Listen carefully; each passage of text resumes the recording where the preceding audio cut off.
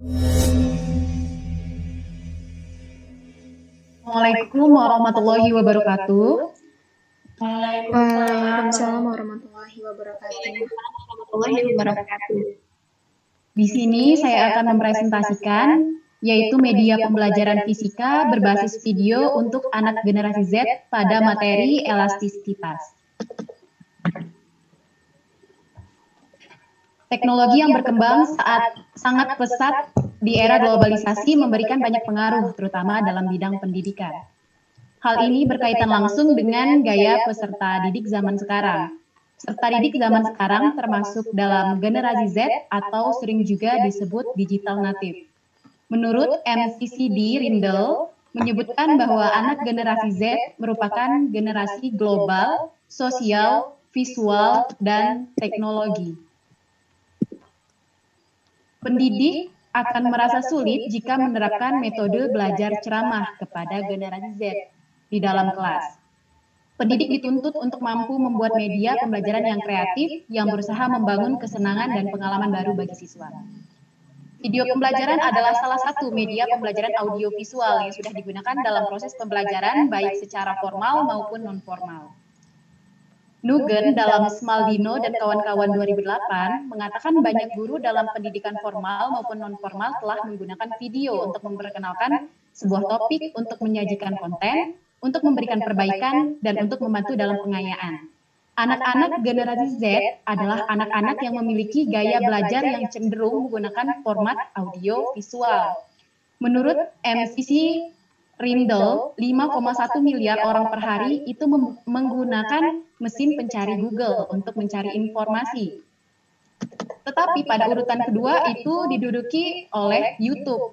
Dan untuk anak-anak generasi sekarang, mereka lebih senang menganalisis masalah melalui video daripada artikel. Dan hal ini pun telah dianalisis, sehingga dapat dilihat bahwa gaya belajar anak generasi Z lebih dominan kepada visual dan audio.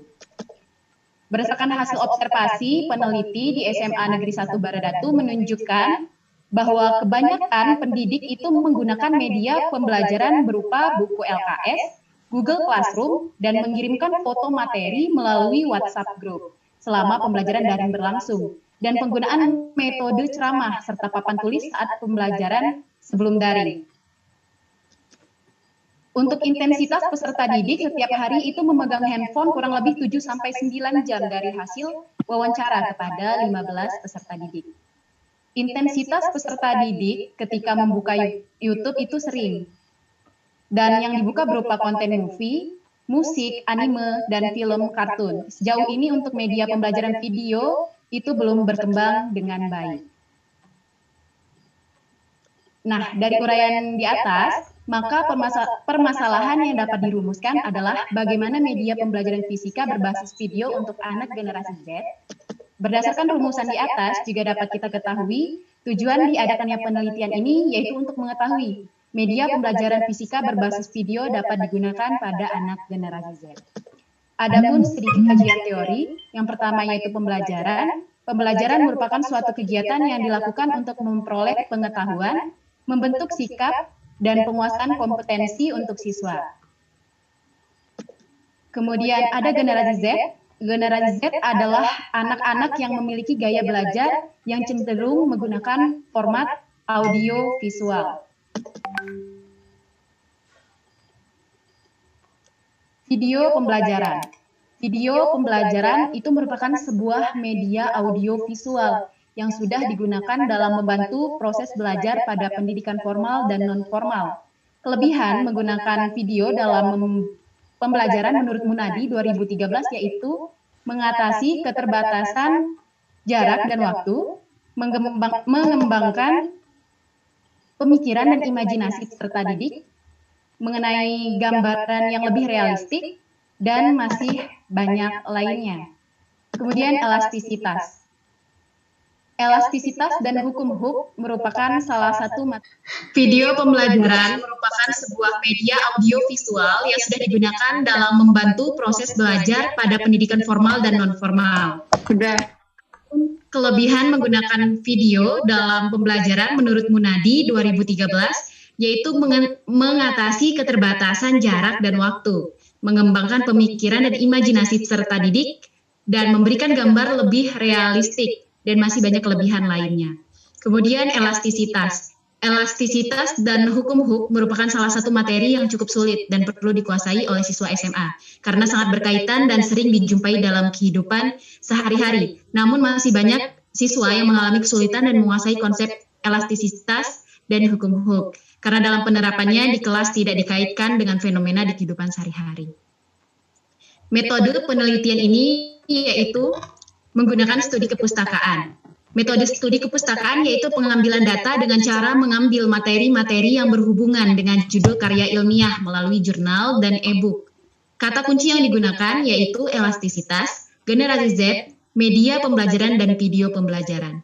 Pada penelitian ini, penelitian terdahulu yang digunakan yaitu pembelajaran berbasis video untuk anak generasi Z, pengembangan desain media pembelajaran fisika berbasis video pada materi gelombang dan bunyi, dan pengembangan media pembelajaran video teranimasi pada materi elastisitas untuk siswa kelas 10 SMA.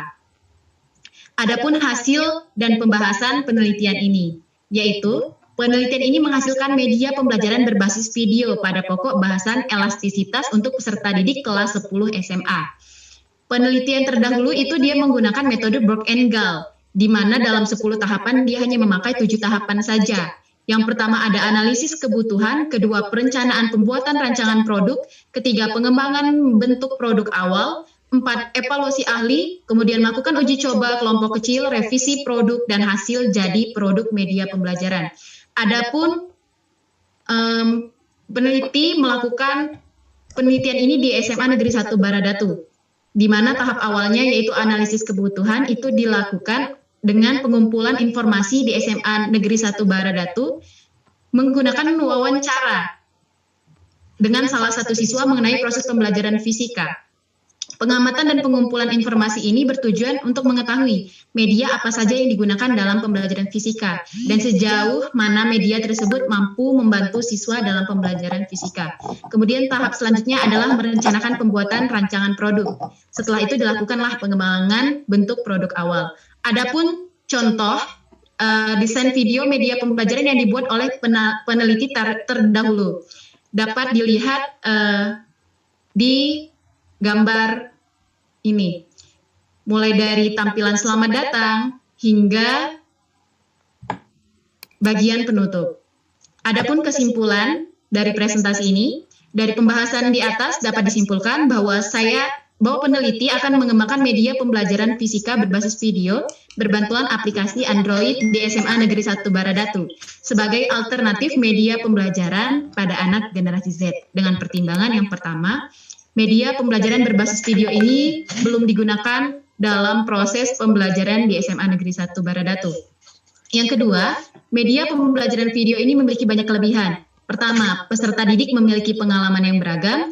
Kedua, dapat menghilangkan kebosanan peserta didik karena media yang digunakan lebih bervariasi. Ketiga, sangat baik untuk kegiatan belajar mandiri. 4, menambah variasi media pembelajaran sehingga bermanfaat dalam peningkatan proses pembelajaran peserta didik. Dan terakhir, media pembelajaran berbasis video ini dapat dibagikan melalui YouTube dan dapat ditonton berulang-ulang sehingga media pembelajaran berbasis video bisa menjadi solusi dalam penyampaian materi pembelajaran untuk generasi Z atau generasi internet. Demikianlah presentasi yang dapat saya sampaikan. Untuk teman-teman yang ingin bertanya, saya persilahkan. Salsa. Iya, Nadia. Ingin bertanya. Kan di proposal Salsa dijelasin bahwasannya Salsa mengembangkan video pembelajaran. Iya. Nah, apakah video pembelajaran yang Salsa terapin itu akan membuat pembelajaran lebih efektif dan lebih efisien? Tolong jelaskan. Oke. Menurut saya, video pembelajaran ini dapat bekerja secara efisien dan efektif dalam proses pembelajaran. Karena video pembelajaran ini dapat ditonton secara berulang kali oleh peserta didik, sehingga baik peserta didik yang lamban maupun cepat dalam berpikir dapat menguasai materi yang disampaikan jika ditonton sampai berulang-ulang kali. Kemudian, sebelum pembelajaran di kelas itu berlangsung, malam harinya peserta didik dapat belajar terlebih dahulu dan mengetahui materi apa yang akan disampaikan oleh gurunya. Sehingga saat proses pembelajaran itu masuk, mereka sudah kurang lebih tahu apa materi yang akan disampaikan dan secara garis besar materi itu apa. Seperti itu, Saudari Nadia. Oh ya, dapat dipahami Salsa, makasih. Sama-sama. Untuk teman-teman yang lain,